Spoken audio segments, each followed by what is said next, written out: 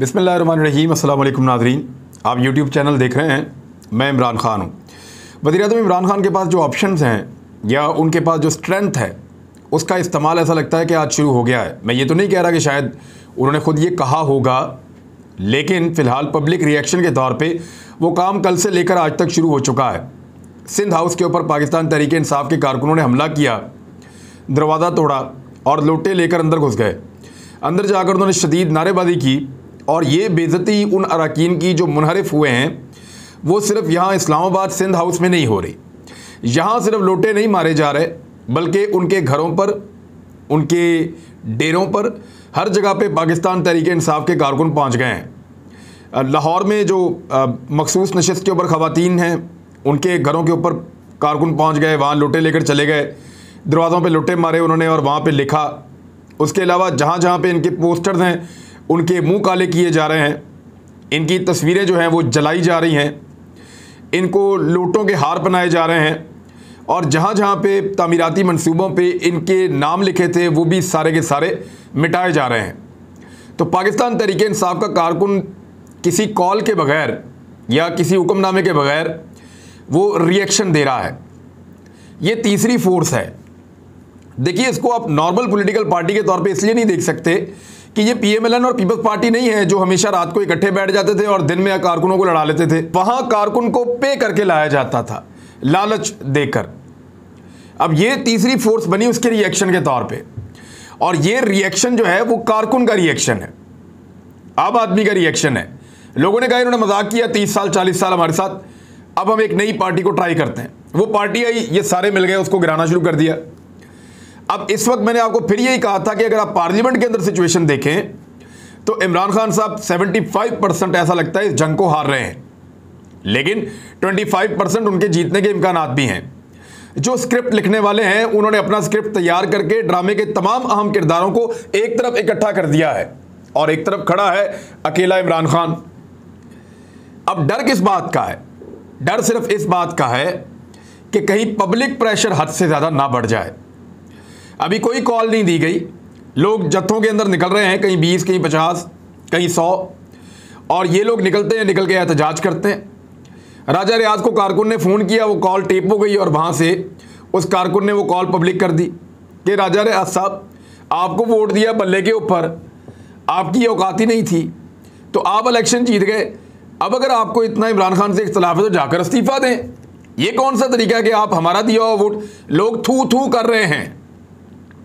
ये राजा रियाज का करीबी ख़ास आदमी है और पाकिस्तान तहरीक इंसाफ की तौर पे इनके साथ काम भी किया है।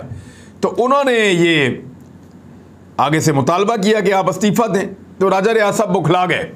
पहले तो उनको लगा कि नॉर्मली इस आदमी से बातचीत होती है तो वो नॉर्मल बात करना चाह रहे थे, लेकिन जब आगे से स्ट्रेट फॉरवर्ड उस बंदे ने कहा जी बेइज्जती हो रही है, लोग थू थू कर रहे हैं, ये क्या किया आपने? लोगों ने वोट आपको दिया था, वोट आपके पास अमानत है।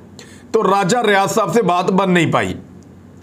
हर तरफ इनके घरों के ऊपर एहतजाज हो रहा है। मैं आपको एक सिर्फ डाटा बताता हूँ, आप ये जो मुनहरिफ अरकान हैं इनकी सूरत हाल देखें आप। राजा रियाज साहब ने 2013 में जब इलेक्शन लड़ा तो सिर्फ 17,000 वोट इन्होंने लिए थे। पाकिस्तान पीपल्स पार्टी के टिकट से ये इलेक्शन लड़े थे, 17,000 वोट। और इमरान खान साहब ने जब इनको टिकट दिया तो 2018 के इलेक्शन में इनको मिले 1,14,215 वोट। यानी कितना फर्क है, 1,00,000 वोट ज्यादा पड़ा राजा रियाज को। वो तो पीटीआई का वोट था, अगर राजा रियाज का होता तो उसको 2013 में भी पड़ जाता। नवाब शेर वसीर, इनको जनाब 35,750 वोट पड़े थे पाकिस्तान पीपल्स पार्टी के टिकट पे 2013 में, 35,000, और इस दफा 1,10,000 वोट बढ़े इनको। यानी इनको भी कोई तकरीबन लगभग आप ये समझ लें कि 75,000 वोट ज्यादा पड़ गया है। वो पीटीआई का वोट है, इमरान खान का वोट है, और जो पहले 35,000 पड़ा उसमें पता नहीं पीपल्स पार्टी का कितना वोट था। तो ये खुद कोई इतने बड़े इलेक्टेबल्स नहीं है जितना रोला डाला जा रहा है कि ये इलेक्टेबल्स थे, इमरान खान लाए, ये जीते, ये खुद बहुत तगड़े थे, अब ये अपना फैसला। ऐसी बात नहीं है। राजा रियाज ने अपनी ऑडियो में एक जुमला कहा है, उस जुमले को जरा गौर से आप सुनिए। राजा रियाज साहब ने कहा कि मेरे काम नहीं सी हो रहे। देखें, prime minister of Pakistan governance के काम तो हो रहे हैं, फैसलाबाद की तरफ सड़कें बन रही हैं, फैसलाबाद की तरफ रोड बने हैं, फैसलाबाद के अंदर नया जो है इंडस्ट्रियल जोन बन रहा है, फैसलाबाद के अंदर पावर लूम्स जो हैं वो काम करना शुरू हो गई हैं, टेक्सटाइल इंडस्ट्री का बूम बड़े लंबे अरसे के बाद वापस आया है, टेक्सटाइल एक्सपोर्ट्स पाकिस्तान की तारीखी सतह पे चली गई हैं, लोगों को रोजगार बहुत बड़े पैमाने पे मिला है, बहुत सारे मामला फैसलाबाद के हल हुए हैं। तो राजा रियाज के अपने जाती काम अगर नहीं हो रहा है कि डीपीओ मेरे कहने पे ला दो, ट्रांसफर पोस्टिंग मेरे कहने पे कर दो, मेरी अपनी फाइलें जो हैं वो रुकनी नहीं चाहिए, मैं जिसका भी काम लेकर आऊँ वो फौरी तौर पे अब करवा दें। तो ये जब राजा रियाज साहब टिकट लेने आए थे ना इमरान खान साहब के पास, तो इन्होंने मिन्नतें की थी इमरान खान साहब की कि आप मुझे अपने साथ ले लें, मैं वफादार बन के रहूँगा आपका, लेकिन वो नहीं बन सके। और एक रवायती पॉलिटिशियन फिर इसी तरह करता है। 2008 के इलेक्शन में बासित सुल्तान बुखारी 2008 में भी इलेक्शन हार गए और आज़ाद हैसियत से फिर इलेक्शन लड़े, फिर हार गए। इनको 1,10,197 वोट मिले पीटीआई के टिकट पे इलेक्शन लड़ने पे। नूर आलम खान 23,000 वोट मिले थे पीपल्स पार्टी पे जब ये इलेक्शन लड़े थे 2013 में, और फिर अब 71,000 से ज़्यादा वोट इन्होंने लिए हैं, यानी इनको भी लगभग 50,000 वोट पड़ा है पाकिस्तान तहरीक इंसाफ का, नूर आलम खान को। और वहाँ बहुत कारकुन नाराज थे कि किसको आपने टिकट दे दिया है।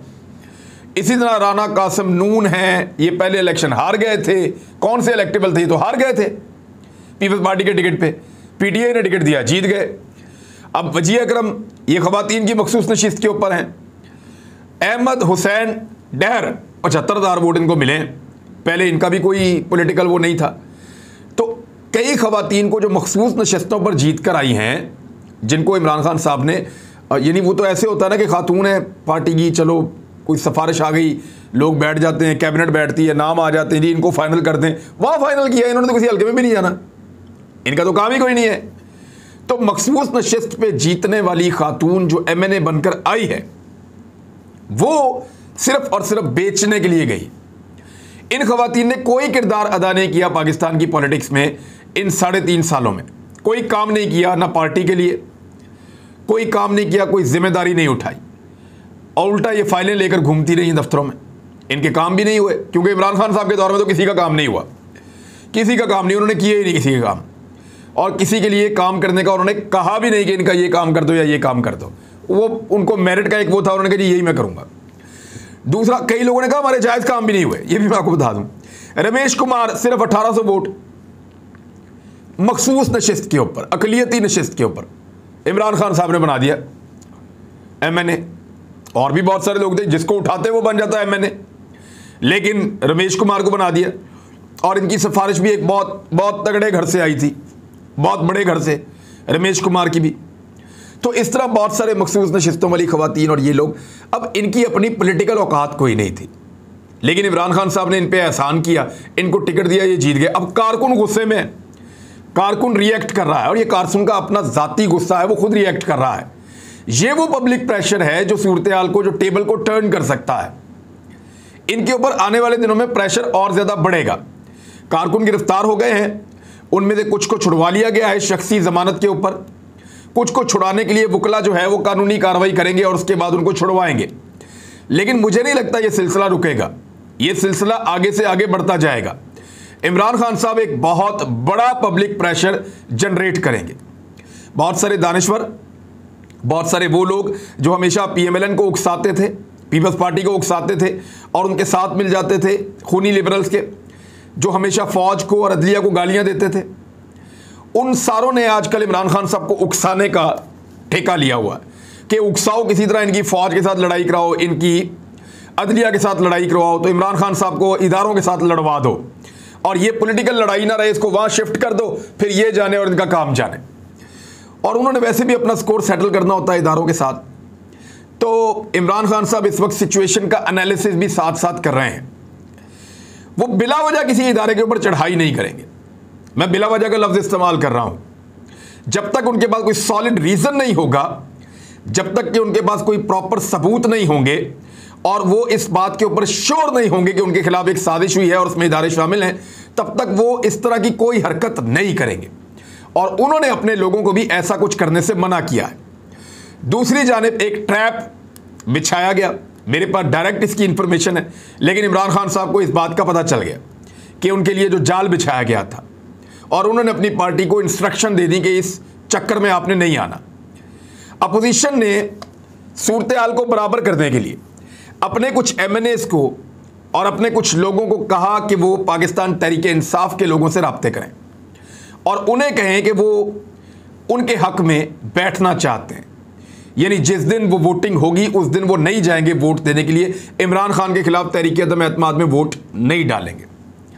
ये 10-12 लोग हैं जिनको तैयार किया गया था कि आप लोग राब्ता करें पाकिस्तान तहरीक इंसाफ से और आप उनके हक में बैठने की बात करें, और फिर जब वो आपसे मीटिंग्स करें तो इस चीज़ को पब्लिक करना है, ताकि हम ये कह सकें कि अगर हमने इमरान खान के छाबे में हाथ मारा है और उनके टिकट पे जीतने वाले लोगों को तोड़ा है या हॉर्स ट्रेडिंग की है, तो इमरान खान भी सेम टाइम में वही काम कर रहा है।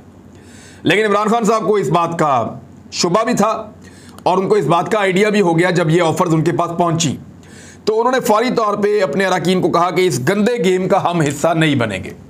कुछ चीज़ें उन्होंने तय कर ली हैं, मेन चीज़ें। एक, उन्होंने कहा कि ये जो लोग मुझे ब्लैकमेल कर रहे हैं कि दूसरी तरफ खड़े होकर मेरे खिलाफ वोट करेंगे, मैं इनको कोई लालच नहीं दूंगा, इनका कोई मुतालबा नहीं मानूंगा। ये गैर मशरूत तौर पे वापस आएंगे, मेरे साथ बैठेंगे और रूटीन के मुताबिक काम होगा। मैं इनके साथ इनके हथकंडों से मुतासिर होकर ब्लैकमेल नहीं होऊंगा। नंबर 1 तो उन्होंने ये कहा कि इनको कुछ नहीं दूंगा मैं। नंबर 2, इमरान खान साहब ने कहा कि जो दूसरी पार्टी का कोई बंदा राब्ता करता है तो आपने उसको रिस्पॉन्ड नहीं करना, उसको ये नहीं कहना कि ठीक है जी, आप अगर कोई नहीं देना चाहता वोट इमरान खान के खिलाफ तहरीक अदम एतमाद का तो ना दे, उसके दिल की आवाज़ है। लेकिन हमने पाकिस्तान तहरीक इंसाफ ने, इमरान खान साहब ने अपने लोगों को समझाया कि आपने उनके साथ मीटिंगें नहीं करनी, उनको तोड़ना नहीं है, उनके साथ बातचीत नहीं करनी, उनको कोई लालच नहीं देना। लेट देम डू जो वो करना चाहते हैं, उनको भी नजर आ रहा है क्या ठीक है और क्या गलत है। अब इस तरीके से इमरान खान साहब ने इस ट्रैप से जान छुड़ाई है। पाकिस्तान पीपल्स पार्टी ने दोबारा सिंध कार्ड खेलना शुरू कर दिया और वो ये कह रहे हैं कि ये तो सिंध के ऊपर हमला तस्वुर करेंगे। देखें, पहल किसने की थी? पहल तो आपने की, आपने उनके बंदे पकड़े ले जाके अंदर बंद कर दिए। अब मैं आपको आज की सूरत हाल बता देता हूँ। कल से जब ये अरकान मंजर आम पे आए, इनके सारे घर वाले गायब हैं। जहाँ जहाँ पे मैंने इनके शहरों में पता किया, वहाँ के जर्नलिस्ट जो लोकल हैं वो ये बता रहे हैं कि ना सिर्फ ये अरकान सिंध हाउस में मौजूद है, बल्कि इन्होंने अपनी फैमिलियाँ भी गायब कर दी हैं। इनके घर वाले और करीबी रिश्तेदार भी बाहर कहीं नज़र नहीं आ रहे। उनको लोगों के गुस्से का डर है, उन्हें ऐसा लगता है कि लोग उनसे सवाल पूछेंगे। ये बहुत बहुत मुश्किल काम उन्होंने कर लिया। देखें, ऐसा नहीं होता कि इस तरह की मंडियां लग जाएं, इस तरह सरेआम और इस अंदाज में लग जाएं। यानी नदीम अफजल चंद ने जाके अभी ज्वाइन किया वापस पाकिस्तान पीपल्स पार्टी को। कोई आदमी उनके डेरे पे, उनके घर पे जाने की जरूरत नहीं कर सकता, क्योंकि वो एक तरीकाकार के तहत है। लिहाजा उनके खिलाफ ऐसा कुछ भी नहीं हुआ जो इनके खिलाफ हो रहा है। आप इस चीज़ पे गौर करें। जिन लोगों ने इनको इमरान खान के नाम पे वोट डाला वो सवाल पूछेंगे, वो गिरेबान पकड़ेंगे। और मैंने पिछले वीलॉग में कहा था कि अब इनके कपड़े उतर चुके हैं, ये नंगे होकर आपके सामने खड़े हैं। अब आप इनको नंगा देखकर आंखें बंद कर लेते हैं शर्म से, या जूता उतारकर ठुकाई शुरू कर देते हैं। ये ऑप्शन आपके पास है। और फिर मैंने आखिर में ये कहा था कि मेरे ख्याल में जूते ठोकने चाहिए जैसे दुनिया में होता है, क्योंकि इतनी गंदी मंडियां और इस तरह की सूरत हाल तो दुनिया में कहीं नहीं होती। और मिक्स करने की कोशिश करते हैं जहांगीर तरीन के जहाज से। वो आज़ाद उम्मीदवार थे, उनको वो लाया था, ला के उसने पार्टी में शामिल करवाया था। ये लोग इस्तीफे दें, नून लीग के और पीपल्स पार्टी के टिकट के ऊपर इलेक्शन लड़ें, इलेक्शन जीतें, तहरीक अदम एतमाद में इमरान खान के खिलाफ वोट दें और फारग कर दें। अब हुकूमत ने एक और बड़ी ज़बरदस्त जो है वो हिकमत अमली बनाई है। मुनहरिफ अरकान को वोट डालने से हुकूमत रोकना चाहती है। देखिए, ये जो फ्लोर क्रॉसिंग का या हॉर्स ट्रेडिंग को रोकने के लिए जो कानून बना था ना, उसका मकसद ये था कि आपके MNAs को कोई और अपने साथ मिलाकर आपके खिलाफ इस्तेमाल ना कर सके, ख़ास तौर पे आपको वजारत उज़्मा से हटाने के लिए। एक्चुअली ये बना इसलिए था और ये ख़तरा लटका दिया गया था, जो ऐसा करेगा वो डी-सीट हो जाएगा। अब हुआ ये है कि वो डी-सीट होने के लिए भी तैयार है। वो कहते हैं जी पैसे इतने ज़्यादा मिल गए हैं कि कर दो। अब इस मामले को लेकर, क्योंकि स्पिरिट कानून की ये थी कि इस गलत काम को रोका जाए, रोकने के लिए ये कानून बनाया गया था। हो जाए और उसके बाद सजा दी जाए तो उसके लिए तो कोई नहीं है। कानून जुर्म होने से पहले भी कानून हरकत में आ सकता है ना, और चीज़ें सामने आ गई, ये लोग वो करने जा रहे हैं। तो अब सुप्रीम कोर्ट में लेकर जा रहे हैं कि आर्टिकल 63A की तशरीह के लिए सुप्रीम कोर्ट में आर्टिकल 186 के तहत रेफरेंस फाइल किया जाएगा। ये हुकूमत ने फैसला कर लिया है। सुप्रीम कोर्ट से राय मांगी जाएगी जब एक पार्टी के मेंबरान वाज़े तौर पर हॉर्स ट्रेडिंग में मुलव्विस हों और पैसों के बदले वफादारियां तब्दील करें तो उनके वोट की कानूनी हैसियत क्या है। क्या ऐसे मेंबरान जो अपनी वफादारियां माशी मफादात के बवजह तब्दील करें, उनकी नाअहलियत ज़िंदगी भर होगी या उन्हें दोबारा इंतखाब लड़ने की इजाज़त होगी। सुप्रीम कोर्ट से दरख्वास्त की जाएगी कि इस रेफरेंस को रोज़ाना की बुनियाद पर सुनकर फैसला किया जाए। अब ये जो है वो हुकूमत ने एक और जो है वो कानूनी नुक्ता उठाया है। मेरे ख्याल में सुप्रीम कोर्ट के अंदर जब ये मामला जाएगा तो बहुत सारी और चीज़ें उछलेंगी, यानी जजेस ये भी पूछेंगे ये साबित करें इन्होंने पैसे लिए हैं। अच्छा, ये भी पूछा जा सकता है उनसे कि आप साबित करेंगे इनके दौर में करप्शन हो रही है, लाओ। आपको एतराज़ क्या है, टिकट आपने टिकट इनसे लिया हुआ है, आप वोट उनके लिए जाके डाल रहे हैं, आप इस्तीफा दें, जाके वहाँ से इलेक्शन लड़ें और जाके वोट डालें। तो पार्टी टिकट के ऊपर लड़ा हुआ है ना इलेक्शन, या तो ये क्लॉज ही खत्म कर दें। मेरी जो अंडरस्टैंडिंग है इस कानून के मुताबिक, जो ये कानून कहता है, कानून के बिल्कुल अदना तालिब इल्म के हैसियत से, वो ये है कि ये वोट डालेगा और DC टोकन नायल हो जाएगा, रुकन असेंबली, जो मेरी समझ है। लेकिन ये जो हुकूमत ने किया है, ये उसको प्रिएंटिव मेजर के तौर पर, उसको कहते हैं प्रिएंटिव मेजर, पहले से बंदोबस्त करके रखना। हुकूमत इस सारे मामले का पहले से बंदोबस्त करने के लिए सुप्रीम कोर्ट में जाने का फैसला कर रही है, क्योंकि आइन की स्पिरिट ये थी कि मना करो, मेरे बंदे उधर जाके वोट नहीं देंगे। तो अब मेरे बंदे चले गए तो फिर मना करें, बजाय इसके कि पहले मुझे हटा दें और बाद में खुद भी नायल हो जाएं। तो इस तरह तो कोई भी $1-2 अरब खर्चेगा, यानी सऊदी अरब कभी भी $2 अरब खर्च के, या अमेरिका या यूरोप या कोई भी, पाकिस्तान में कोई भी हुकूमत गिरा सकता है। और बैरूनी अवामिल इस पर काम कर रहे हैं। मैं पहले भी कह चुका हूँ, अब फिर आपको कह रहा हूँ। ये अपडेट्स थी अब तक के लिए, मैंने अब तक पहुँचा दी हैं। इमरान खान साहब ने अभी अपने कार्ड शो नहीं किए, वो मैं आपको बताऊँगा कि वो क्या क्या है। अब तक के लिए इतने, अपना ख्याल रखिए, अपने चैनल का भी। अल्लाह हाफ़िज़।